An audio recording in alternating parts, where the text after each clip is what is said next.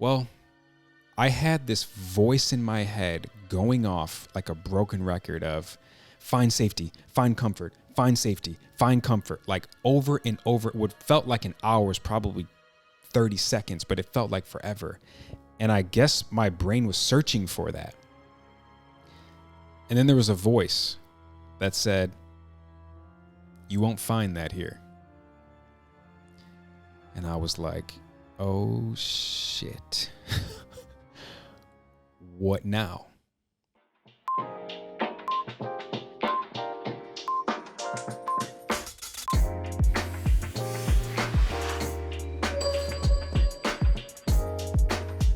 Beautiful people, welcome back to another episode of Who Can Relate. We are back. Thankfully, I am in good health and good spirits. Thank God. To everyone who sent a lot of love in the DMs and a lot of supportive messages from my post on Tuesday saying I would not be able to put out an episode due to having 2 migraines in the last 36 hours. I really appreciate you guys. Thank you for that. Thank you for all the tips as well. I'm going to try to get on top of this migraine thing because it is the only thing that I've ever experienced that just takes me out. Thank you for that. So before we get into the topic of this and maybe the reason why you clicked on this episode, yes, we'll be talking about my first encounter and first experience with ayahuasca. We have to go through the checklist. So first things first, if you are new here, welcome. Thank you for taking the time. I appreciate it. This show is all about people discovering their higher self through adversity, vulnerability with a huge underline under that word, and self-love. I'm your host, Justin Davis, aka JD. And again, I appreciate your time. Okay, next up, we're going to go with a quote of the day. And because I'm 3 days late, I feel like I owe you guys 2 quotes. So here we go. Here's the first one. This comes from one of the last books that I recently read called The Courage to Be Disliked. Incredible book. I highly recommend it. And the quote is, "When you hit an obstacle, do not mourn it because it provides growth opportunities." I will say this one again.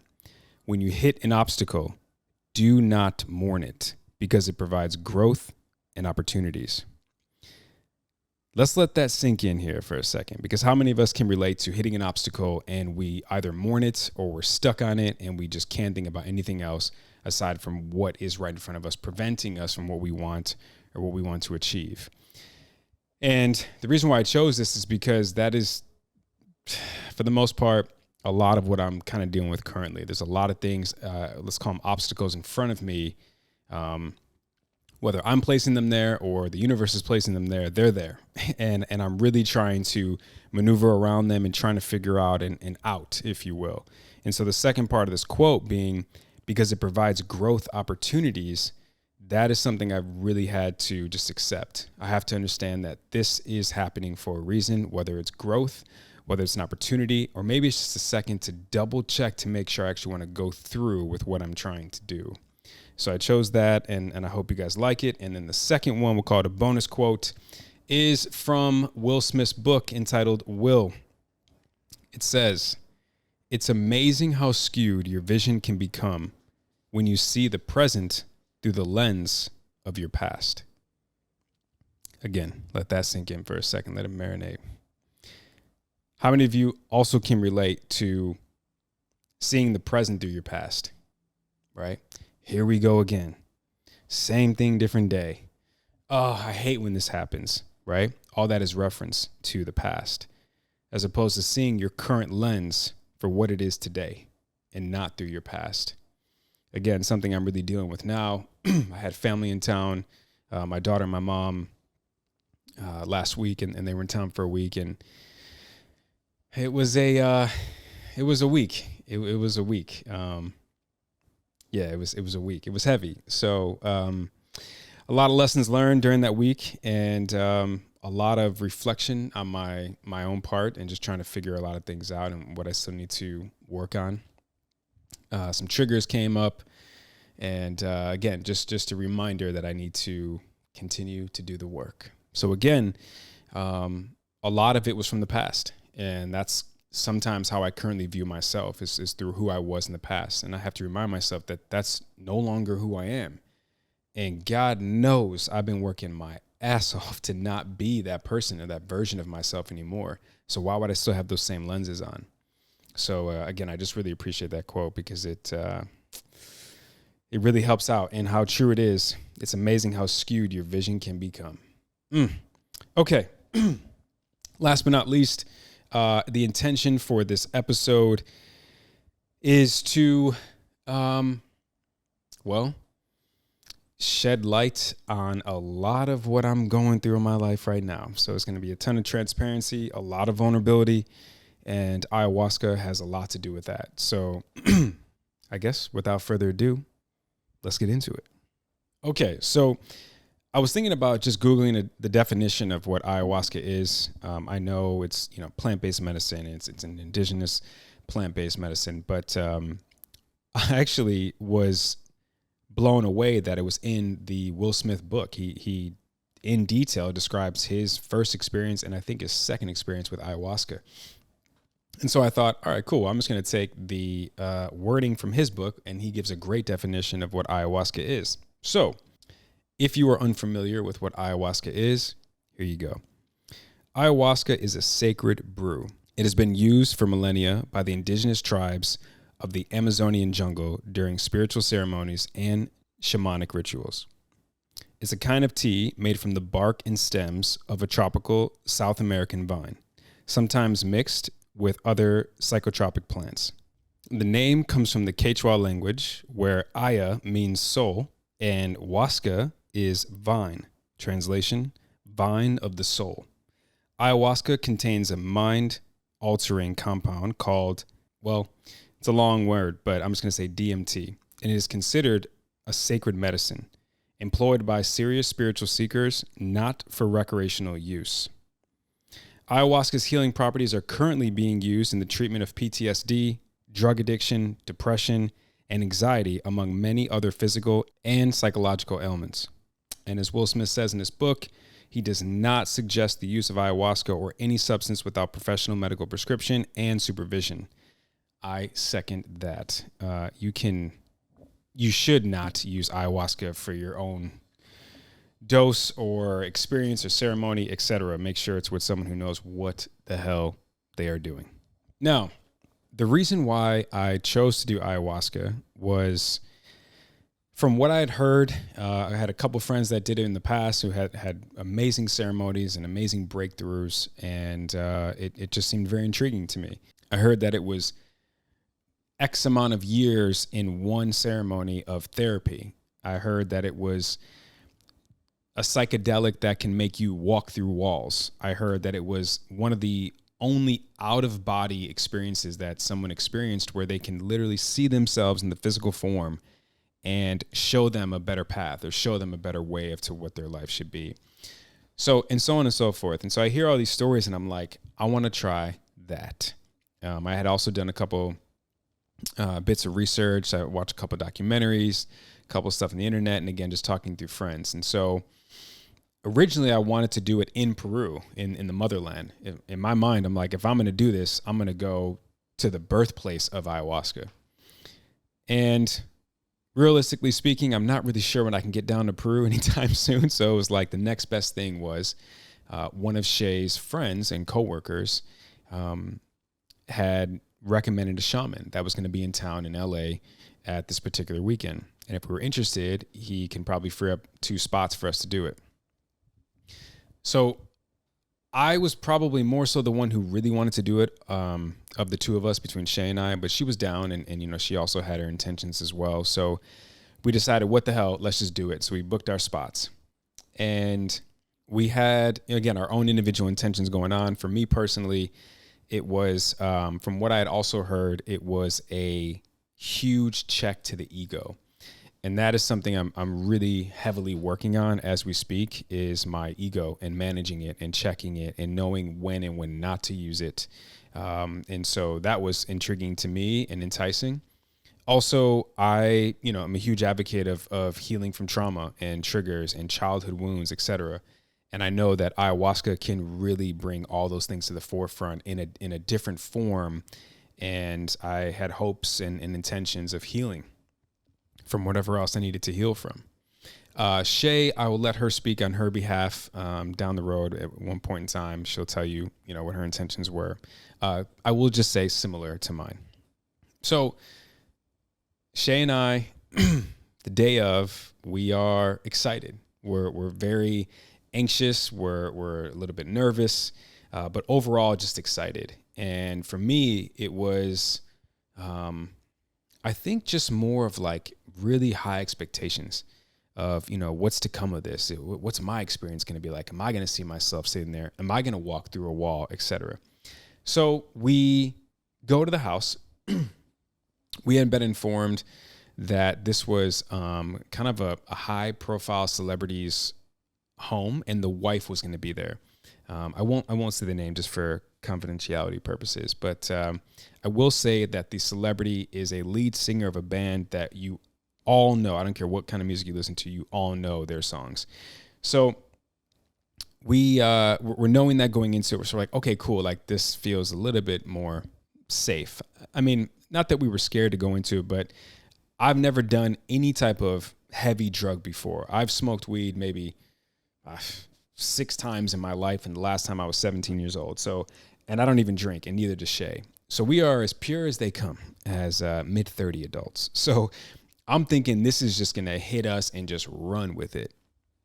So it helped that we had Shea's coworker vouch for the shaman, and then now knowing, the celebrity's home, like, celebrities are more careful about their things. So we're like, they're just not going to let anybody in their home to do this crazy ceremony. So we're feeling anxious. We are on our way to the house. It's about a 20-minute drive. And on the drive, Shea and I are just going through our checklist, if you will, of intentions. I'm giving mine. She's giving hers. I'm asking her how she's feeling, kind of reassuring her, look, I'm here for you at any point in time. Just come to me, etc. We're going to get through this. This is going to be amazing. We're really excited. The coworker had called us on the way. He had done a ceremony the night prior, so he was giving us a little bit of an insight and really putting our mind at ease as to what to expect, telling us about the shaman. And he had done, I think, a couple ceremonies with this shaman, so he loved him and loved his presence and his energy. So that really, again, put us at ease. It made us feel a lot better going into it. So we were also told to bring a lot of pillows, maybe a yoga mat or like a sleeping bag, just something to be comfortable. You're going to be on the floor for the next 4 hours. So we load all this stuff up, pillows included. Again, we're on the way there. And we show up to the house, and we're walking up this long driveway, and it's nighttime. Remember, it's 8 p.m., happened to be a full moon. So we're just like in our minds like, oh shit, like what did we get ourselves into? So we walk up the steps to the home. There's no lights on. We're like, are we in the right place? There was a guest house that we had passed on the way, and this guest house looked like a house itself. So we're like, is this the house? I don't think so. The lights are completely dim in there. Let's keep going up. Let's see what's there. We finally see like some candlelight, and we see a couple people like laying down the floor. And so the door was open. We walked to the door, and we're like, hey, are we in the right spot? We're here for the ceremony. And they're like, yeah, come on in. The celebrity's wife greeted us. She was the first one. She gave us a hug. She's like, welcome. You must be Justin and Shea. We've heard all about you. Shea's coworker, again, I won't say his name, but they're like, so-and-so raved about you guys. And he said to make sure that we take good care of you guys. This is your first ceremony. Don't worry. You're in good hands. You can set yourself up all right here. So Shea and I are unpacking our stuff. And by the way, we packed way more than we needed to. Shea brought like grapes and crackers and almonds. I'm like, babe, we're not going to be able to eat. I don't think water, sure. But from what I know, we're going to be purging a lot. And she's like, it's fine. Just bring it. We'd rather be safe than sorry. So I'm in the kitchen loading up the fridge with all these grapes and all these snacks that she brought. I hear her talking to the people in the room and kind of, getting to know them, getting acclimated. So I come into the living room, we'll call it, and I start to set myself up. And, we're getting everybody's names. There are, I think, 6 people at this time in the room. And now this was on a Sunday. And so this was the third day of the entire weekend of ceremony. So the shaman performed a ceremony on a Friday, the next day Saturday, and then here we are on the Sunday. And so everyone in this room was on day 3 of an ayahuasca ceremony. And we were like, how are you even alive right now? Like, from what we know, what you go through, for you to be on your 3rd day in a row, like, how much shit do you have to work through, right? So I'm like, hey, to each their own. So we're getting to know everybody, and the host of the home says, I take it you guys are married. And Shea and I are like, yeah, 2.5 years, blah, blah, blah. And she's like, wow. She's like, I did ayahuasca one time with my husband, and he had a terrible ceremony and was screaming in the middle of the ceremony saying, okay, please stop it. Okay, show's over. Everyone get the hell out of here. We're done here. And you can't do that in an ayahuasca ceremony. And you are heavily under the influence. And so I bring this up because the woman said, I don't think I could ever do this with my partner again because it really takes away from your own individual experience. And she looked at me and she's like, Justin, for you as a man, you're probably going to feel naturally like you need to protect Shea if she's struggling or you see her going through something, and that will take you out of your dimensions and go to her, etc. And we're like, well, cool. We're here now. So this is what we signed up for. We're just going to, work through it. And so again, just small talk, carrying on. And about 30 minutes now in total, we're here. And there's no shaman in sight. The lights are still kind of on. We're all still up. It's like 8:30, 8:45. And we're like, what? Where is this guy?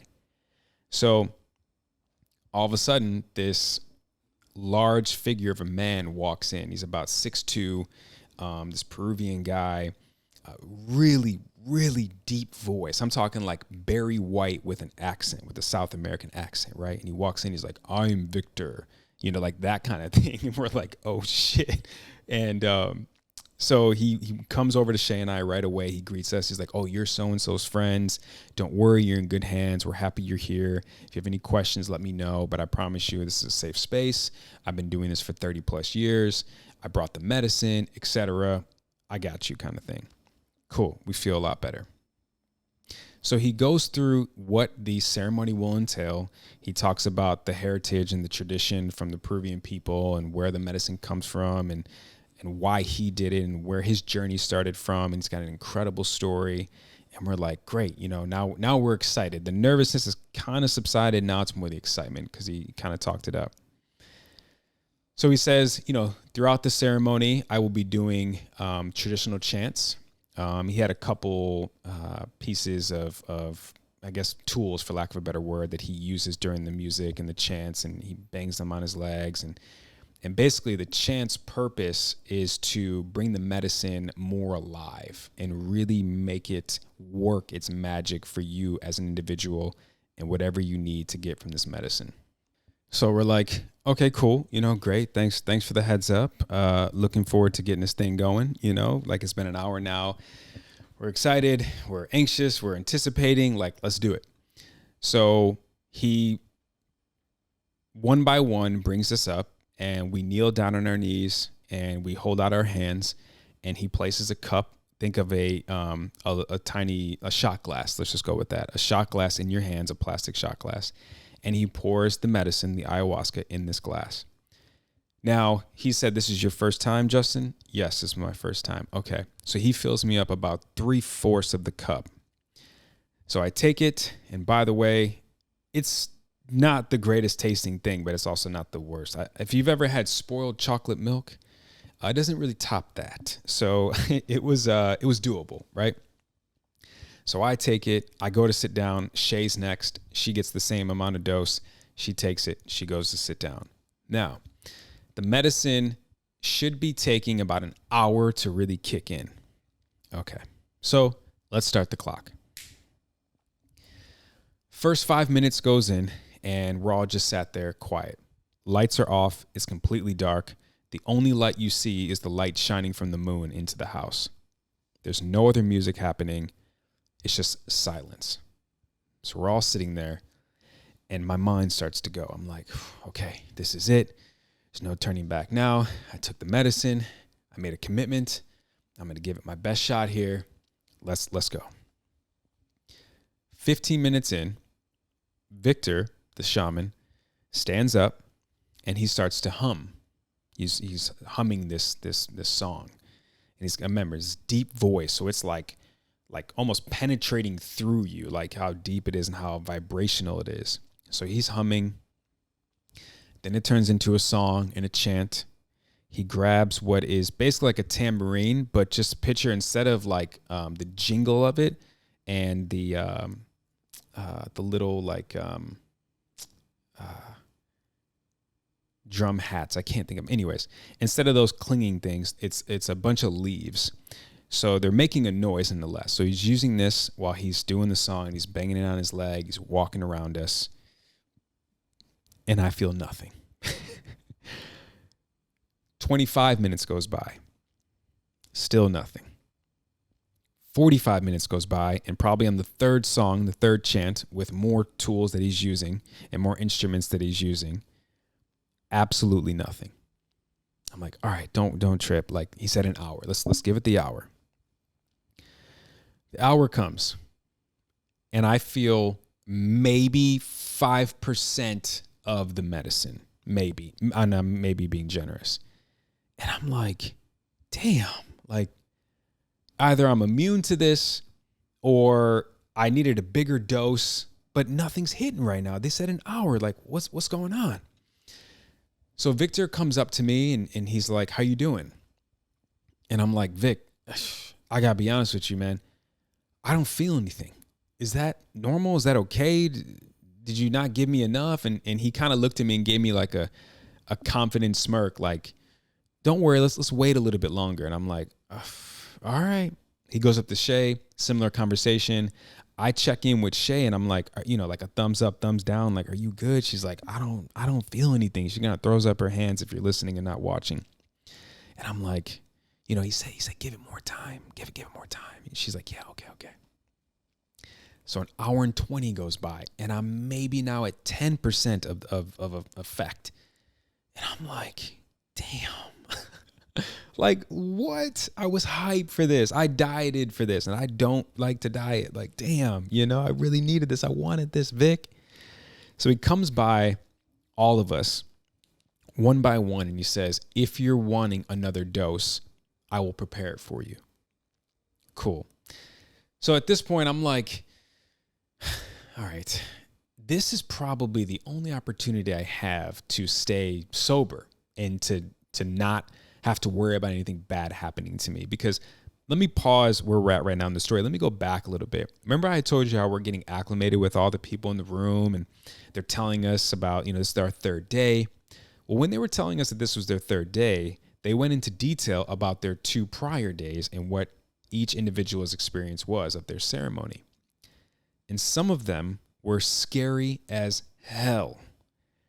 So I wish I didn't hear those stories because low key, it freaked me out. I never actually asked Shea, but it really freaked me out because they kept saying you're going to get to a dimension or you're going to get to a place where the medicine just completely takes over you and you feel like that's real life.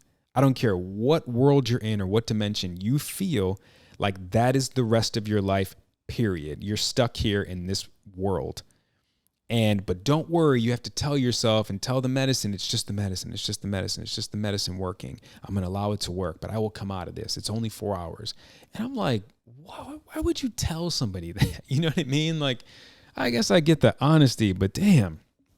So fast forward to now, Victor's like, would you like your second dose?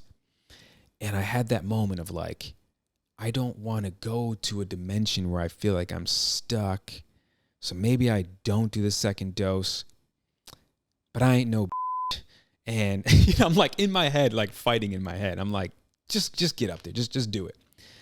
So I think I was like the 4th one to go up and take the second dose. And by the way, the second dose in that shot glass, my cup runneth over, Vic. Vic topped me off to where I was so afraid I was going to spill it. That's how full my cup was. So I take it back. And I remember thinking, ain't no going back now. Like, this is it. So I think because I did the second dose, then Shea felt inclined and felt reassured to take hers. And it turns out that everyone in the room took a second dose. So I'm like, all right, cool. I feel better about at least I tried. Like if nothing hits, at least I tried. So I'm 2 doses in, and Vic starts to chant again, starts to go through his song. Still don't really feel anything. So now I'm a total of an hour and a half in. The second dose is about 25 minutes in. Nothing. Vic comes up. Justin, how are you feeling? And I'm like, Vic, I got nothing, man. I'm at 15%. And he goes, Justin, just wait. Just wait. And he's like patting me on the shoulder and giving me this death stare in my eye. And I'm like, okay, shit. All right. This wasn't the Vic from an hour ago, but okay, cool. I'll wait, man. And I swear to you, no more than 10 minutes later, on chant/song number 8 on the track of the ceremony of Justin Davis, it hit. And it hit hard.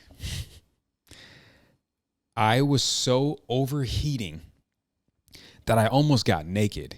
I mean, I had a long sleeve on, a t-shirt underneath that. I had a pair of sweatpants on, a pair of longer socks, and I took off everything but the sweatpants, and I rolled up the pant to my knee, and I just had my t-shirt on, and I wanted to take that off.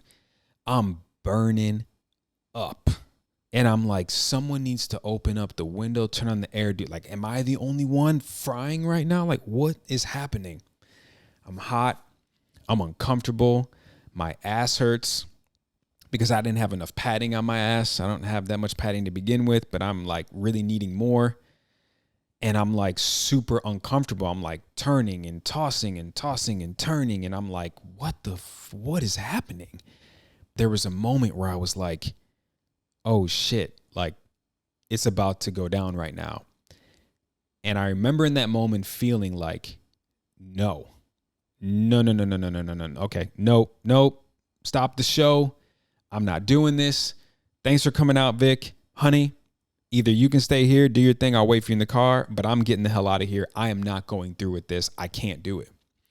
And I started to have like a mini panic attack because I knew I was heavily influenced and I couldn't drive. I didn't even know if I could really walk, so I was stuck.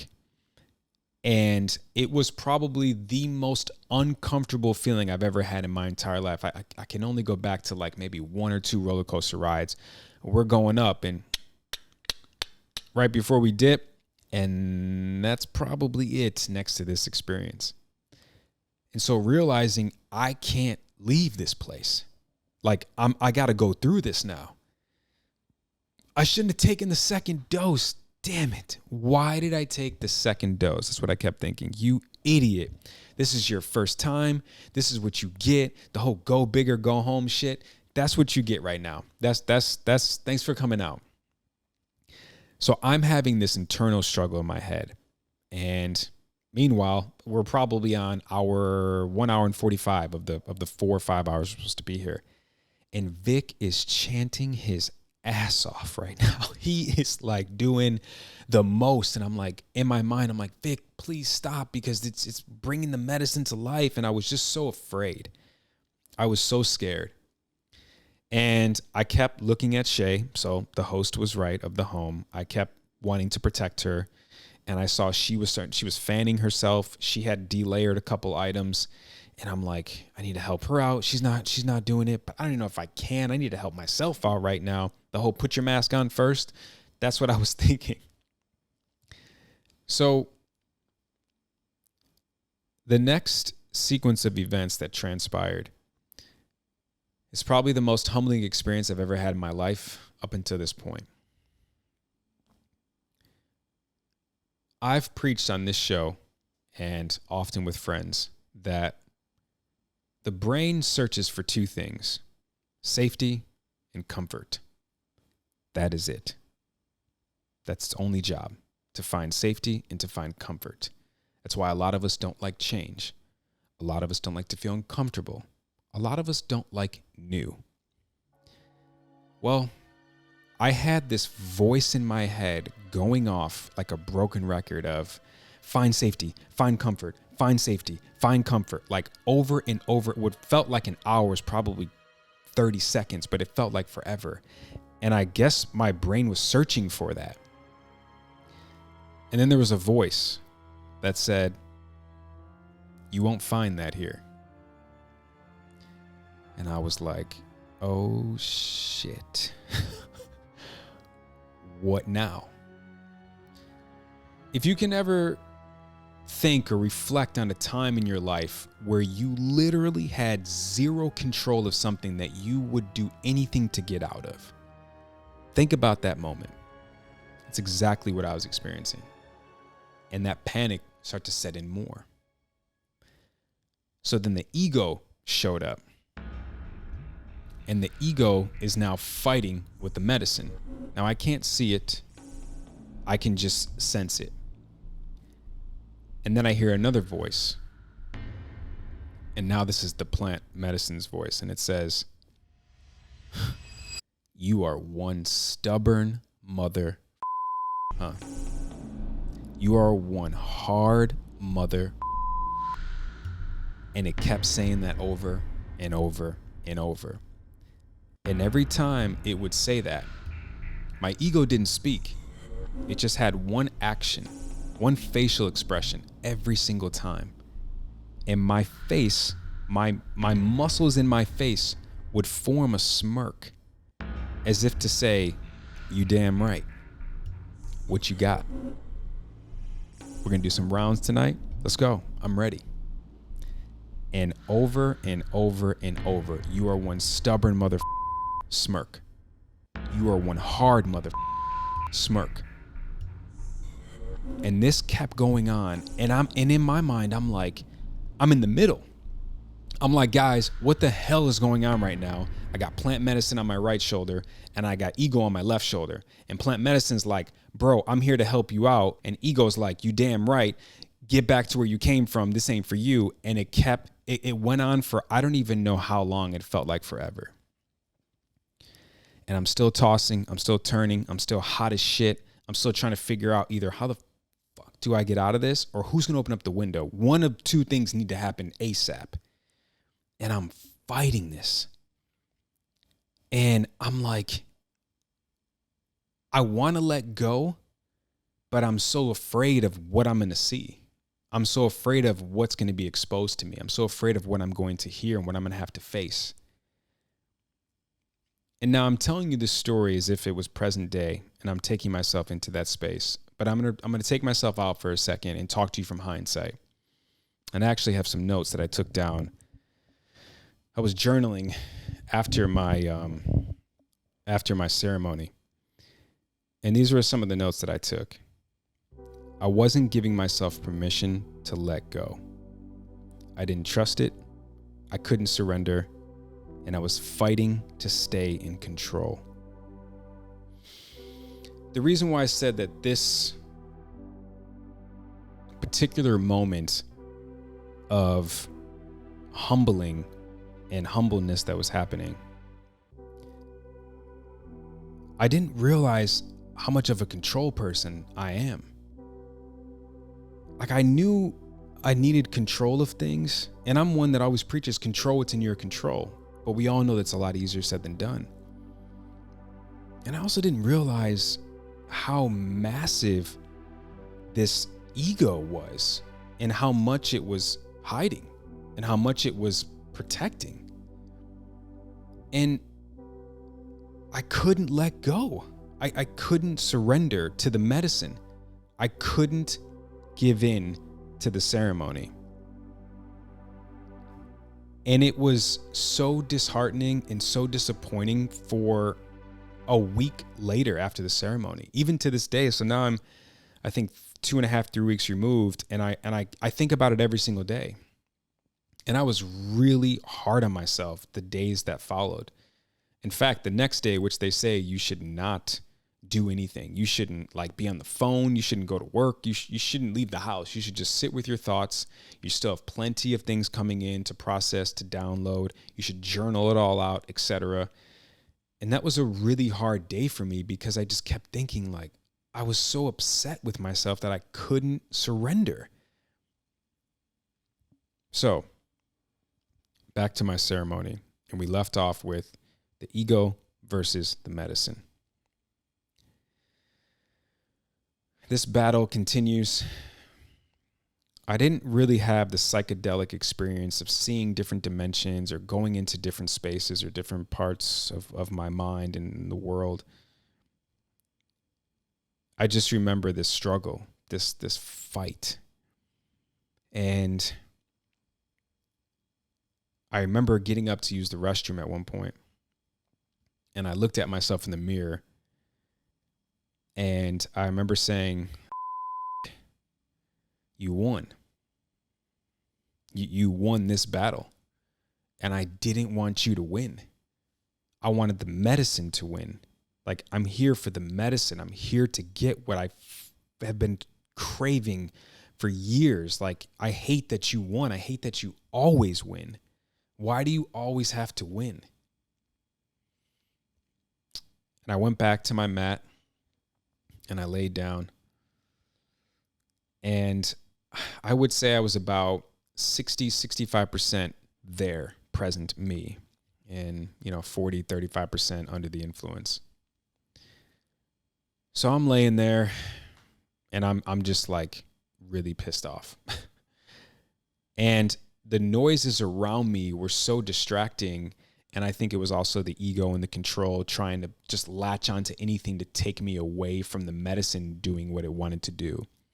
And so any noise of vomiting or purging, my eyes opened and I went to look and see who it was. Any hearing of crying or moans or any type of noises like that, my mind and my eyes went to that. And I remember hearing these people's, experiences, and I remember feeling so bad and so sorry and so much empathy for them. Like, I wanted to go console them. And I didn't even know who they were. And so I had all these distractions. I can't really let myself go or surrender. And so now I'm just sat here like, great. Now I don't even know what time it is, and I don't know how much longer we have, but there goes my ceremony, right? So Vic is still chanting. He's smoking this, I don't even know what it was. It looked like a cigarette, but I knew it wasn't a cigarette. And he's walking up to people and he's inhaling this, and then he's like, blowing it onto the person's head and blowing it onto the person's head. And he's doing this to everybody, myself included. And I remember thinking, like, damn, Vic, I wish I was like wherever you would want me to be right now, man. I can't get to this place. I can't get to these people around. I can't get to their place. Justin, how you doing? How are you doing? I'm good, Vic. I gave him like a thumbs up. I'm good, because he didn't really speak the greatest English. So I'm like, I don't want to yell right now. I'd rather whisper, but he's not going to really understand what I'm talking about and my ego and the medicine, and just I'll save it for another time. Like, I'm good, Vic. So then I feel this pull on my toe, and I knew it was Shea. And I looked at her, and I just gave her a look like, are you okay? And she just kept looking at me. And I'm like, oh, okay, she needs me. Let me go to Shea. So I scoot myself over to Shea. And she just falls into my arms. And I hold her. I wrap my arms around her, and I'm holding her. And she's crying. And I remember feeling in that moment like, okay, at least I have a job to do right now. At least I can be useful, right? Because me and the medicine, we went at it. I won, unfortunately. I'll come back for round 2 later, but right now, at least I have something to do while we're here. The tug on my toe from Shea was a very significant tug, and I'm going to tell you why. And this is where the transparency and vulnerability really kicks in here within my marriage. Shea has expressed to me that it's been hard for her in the past to come to me and be open with me, because she doesn't know how much she can lean on me. And a part of that is her individual self is having a hard time trusting people. And she has her own trauma from the past. And then the other part of it is me maybe not providing the right amount of space or enough of a space for her to confide in. But when she tugged on my toe and gave me a look, it was as if she told me very clearly without saying anything, I'm asking you for help. You know I have a hard time doing this. Please don't let me down. And so when I scooted over to her and she collapsed in my arms on my chest and was crying, and I wrapped my arms around her, I just remember feeling like this is what she's been needing from me.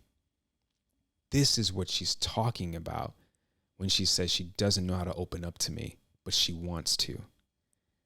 And that feeling of like fulfilling a duty into finally understanding what someone's been asking me in ways, to know that I was finally doing it felt absolutely incredible. That is like one of my best takeaways from this entire experience. And so I'm sitting up, she's laying into me for probably like 30 or 40 minutes, I think. I'm 60% of the influence here. And again, my ass hurts, so I'm super uncomfortable. So I was like, I looked at her, I'm like, honey, can we lay down? She's like, yes, please lay down. But like, she didn't say this, but it was like, yes, please lay down. Don't leave me though. So we lay down and Shay's crying and she's like grabbing onto me. And this like caveman like instinct kicks in, right? Where Victor's walking by doing his rounds, as he's been doing this entire time, doing his chants, kind of looking visually to check on people, making sure they're okay. But every time he walked by when I was holding Shea, this caveman-like instinct kicks in where I felt like I needed to protect my family. To the point where I had to tell myself, as Victor's walking closer, it's okay, he's with us, this is Victor. Like, don't kill him, right? And it was just such a strange feeling. But a good feeling to know that I could and I wanted to protect. And I think that stems from a lot of my life up until the last couple of years has been very self-centered. Very like, I will protect myself first, second, maybe even third, depending on how much history we have, and then I may help you out. Because I was so afraid of getting hurt. So in this caveman-like feeling that I've never felt before, I finally want to protect someone other than me. And it felt so natural and so instinctual that it was absolutely incredible. Shay's still laying on me, still crying. And now she's lifting up my shirt and putting her hand on my stomach and on my chest. And she's kind of like poking my stomach and poking my chest, right? As if to like feel like, are you a real person? And I'm like, oh shit, she's tripping. Like she's on like a whole nother dimension right now. I was like, it's all good. I'm here for my girl. Like, arm still around her. And I'm rubbing her, kind of like giving her the like, it's okay signal. And then she kind of like peels her head off my chest to like turn and look at me and is poking me. And I'm like, honey, it's okay. I'm here for you. And I'm like, in my mind, why is she poking me? The significance of the poke and the skin to skin moment, as I found out later the next day, I asked Shea about that. Why are you poking me? Like as if I was like a stuffed animal and you wanted to see if I was real. And she said, when I was holding you, it felt like a rock. It felt like such a hard surface, like a rock or like steel, that I was poking it to see, like, is there a human being behind that? Is there a pulse or a heartbeat behind this metal, brick, steel, rock wall? And I was like, wow. That's how closed off I am. And Shea was like, I'm glad you said it because I didn't want to like hurt your feelings. But I remember thinking like, where is his heart? Like, where is the human that I married? Like when it comes to the emotional side of things and the true raw vulnerability without like a premeditated vulnerability moment. Like, where is that? And that was really significant for me too, and a takeaway, because I know I have a very hard exterior. I know I have a hard time letting people in. I know where it comes from. I know it all. I just have to work through it. And so that was another milestone moment for us that I felt the need to share. And what's funny about that moment too, really quick, is after the ceremony, when everybody's kind of coming to, the woman that was laying next to Shea, she said, I saw when your husband went over to you and held you and was there for you. And she said the way you two were and the way he was holding you was such a beautiful sight to see. And it was so loving and so pure and so genuine. I love that I saw that. I got to witness that from you guys. And I just really admire that moment that you guys had. It must have felt amazing for you. And Shea was like, without giving her too much detail and insight of our personal lives, but she more or less just said, yeah, I don't know who that person was, but I'll take him all day, every day, because I've been wanting that. And it was really nice to have him come over there. And so Shea and I shared that moment together, in hindsight, just saying like, that felt so good. And it did. It really brought us really close together. And then even though we were under the influence, we were sober and present enough to know that, one, it's possible and I'm capable of doing that. And then two, Shea is able to count on me in those moments, because when Shea pulled tugged on my toe, Shea's a very difficult person and she's not one to ask for help. And so I knew that little pull was like the only like, please help me moment I was ever going to get from her. So I was like, I can't drop the ball with this. And so I'm glad I acted on that. I'm glad we had that moment. And that is something we will always share, which is really special. So I lay with Shea for another, I don't know, maybe 30 minutes. We're holding each other. She's still crying, no longer poking me. I think she realized that I was a very hard locked door, sealed shut. And she'll try to crack it another day. And I decided to go back to my area and lay down and maybe try this thing again. Maybe see whatever medicine I got left in me. Let me see what else you got for me. You want me to work through, you want me to see. So I lay down, try to close my eyes. I'm just so uncomfortable on this floor. Note to self, I got to bring more padding.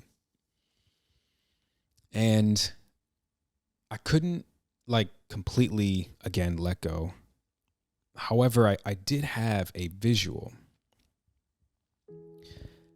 And the visual was a little boy about 5, 6, 7 years old in the corner of a room, sitting on the floor with his knees up to his head, and his head is in the lap of his knees, and he's crying. And you can hear him sobbing. So I go up to the little boy and I said, "Hey, are you okay?" Nothing. "Hey, are you okay?" Nothing. One more time. "Hey, are you okay?" And the little boy answers, Yeah, I'm fine," but doesn't look up. And I ask again, "Are you sure you're okay? You're crying, you're here, or you're by yourself?" And he says, "I'm okay, I'm fine." Doesn't look up. And I ask again, "Are you sure you're okay?" And he still doesn't look up, but his answer was different. And he said, No, I am not okay. I am 95% sure that little boy was me. And I'm also 95% sure that was my childhood room. And that was another major significant moment for me with my ceremony, along with the Shea moment and along with the ego versus the medicine moment. Because I know the inner child and the little boy in me is not healed and is not okay from the trauma and the scars that I've had in my life, and from what I've seen and what I've heard and what I've absorbed and experienced in my life. And as much as I am working and healing on these things, in that moment, I realized very clearly I still have so much to do, and how quickly I am to just say, I'm fine, I'm okay, I'm fine. And how hard it is for me to ask for help. After that visual, I was really starting to sober up. So much, in fact, that I was able to crawl to my duffel bag and search for my phone, which took forever. So I knew I wasn't sober, because it shouldn't have been that hard to find. But I finally looked at the time, and it was midnight on the dot, 12 o'clock on the dot. I was like, whoa, okay. I'm sure there's some significance behind that. And I'm like, all right, we got another hour of this. But I'm like ready to go home. I mean, and I was like, not so much avoiding the medicine still, but I just was uncomfortable. I was hot. I was tired as hell. I wasn't able to release. I wasn't able to surrender. I'm like, I just want to go home, but I'm not going to disturb the peace. Of course, I'm not going to get up and leave. So I laid back down, and I was just kind of just there. I was very observant. People were still purging. People were still crying. Some other visuals that I won't say because I don't want to ruin anything for anybody. And I will say the purging thing, if people are, have some questions or concerns about that. So they say, if you have the urge to purge in your ceremony, they highly recommend and highly encourage you to do that, because that is you purging the trauma that your body is storing. That is you purging any type of thing you need to release that you've been holding on to for however long. So, in fact, one of the girls who said, when we were all coming to, who was purging a lot, I mean, like a lot. In fact, I think she did 3 doses. She said it was as if I was like purging into like a well.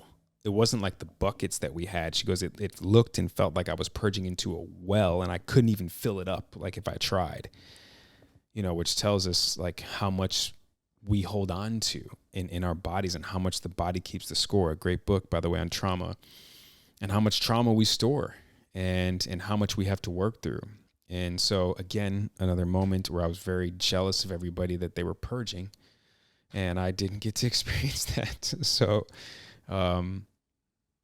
I guess I can kind of conclude all of this with the highlighted moments of my ceremony, which kind of in order are: my ego is very much so a problem and a major obstacle in my way. It's bigger than I thought. It has more control over me than I thought I had over it. If I took 2 doses of ayahuasca and I'm able to win with my ego over that, that scares the shit out of me. And that was one of the reasons why I was so hard on myself from the days to follow, because I was genuinely scared. Like, damn, like this is way bigger than I thought. And I don't even know how to tackle this giant, basically. The other takeaway I had was my incredible moment with Shea, in that loving embrace and just beautiful exchange of love that we shared, which is so amazing. And I'm so thankful and grateful that we had that moment. And then thirdly and lastly was my visual, seeing my younger self crying and eventually saying, no, I'm not okay. AKA, I need help. I need love. I need guidance. I need healing. And the other thing I will conclude with is I will do this again. And I'm scared as hell because, again, I aside from maybe a roller coaster ride or 2, I've never been more scared or more uncomfortable before in my life. But I know in every bit and ounce of my body and my soul, my being, that I need to do this. I need to break through that ego and that control and that lack of surrender and trust. I need to let the medicine take me to wherever it needs to take me and to show me whatever it needs me to see. and I need to just let go. And yeah, I need it. So I will be doing that again. It'll be a round 2.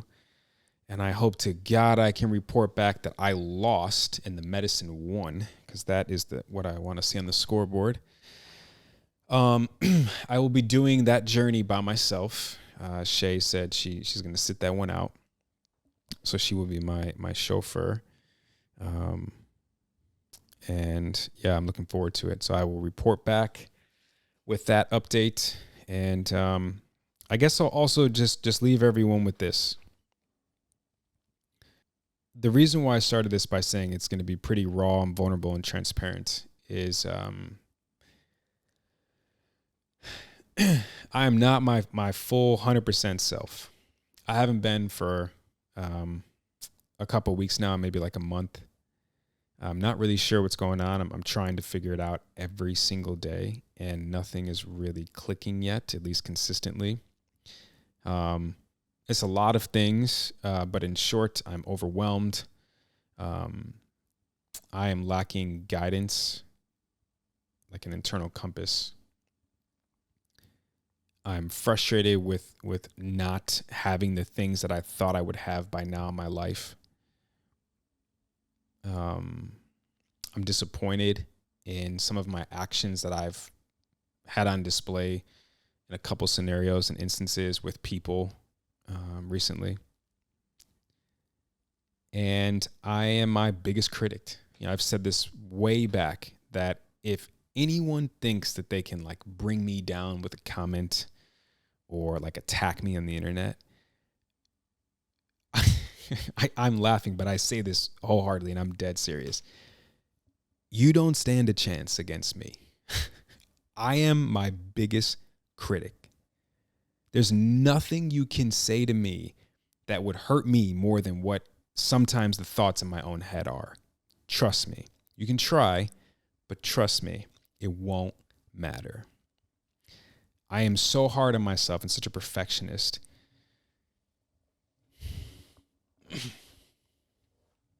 I think it has a lot to do with the fact that I'm getting older. I'm only 35. I know that. So everyone older 35, calm down. But you know what I'm talking about. I'm getting older. And I feel like, time is just flying by. It's going so fast. And I'm like, slow down. Like, I still have so much I want to do. I still have so much I want to be and become and give. And I just feel like I'm running out of time. I don't know how to explain it. But it's really hard.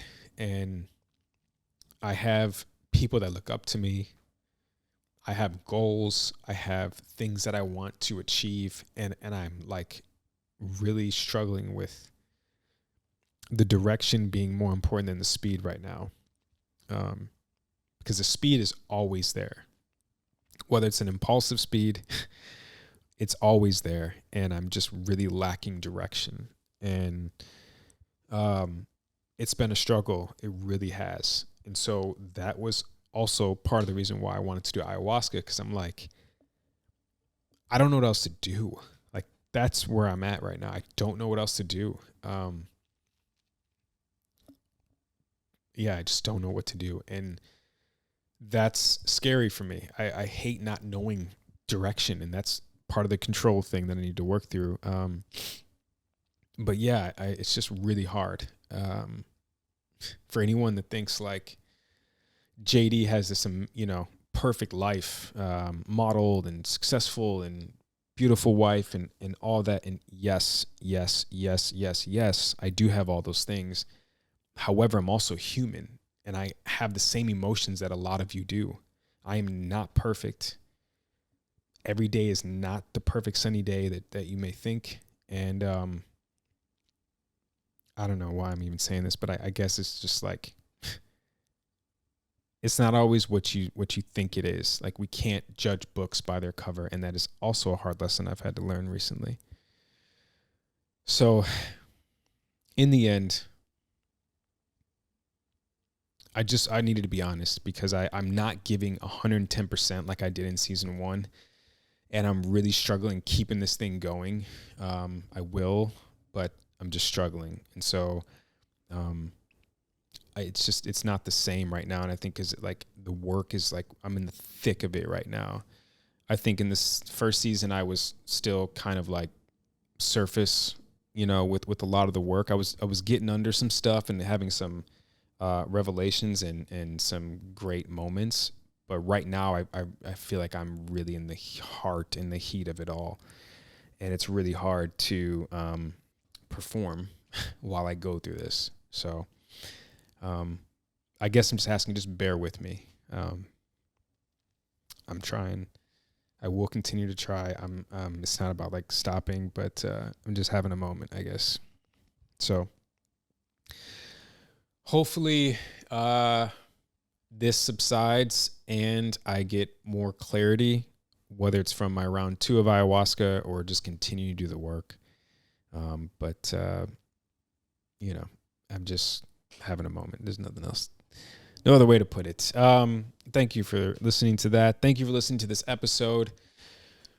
As always, thank you for all the support. If you're new here and this is the first episode you've ever heard or listened to, or watched rather, it's not always like this, I promise. There's a hefty catalog for you to go through. There's some great stuff in there. Not that this wasn't, but you know what I mean.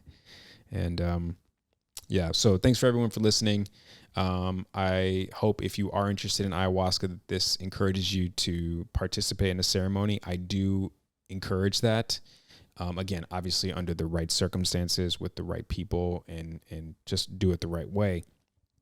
But even with my experience, I still had a ceremony. And from what I'm told, there are a lot of people who don't have a ceremony at all.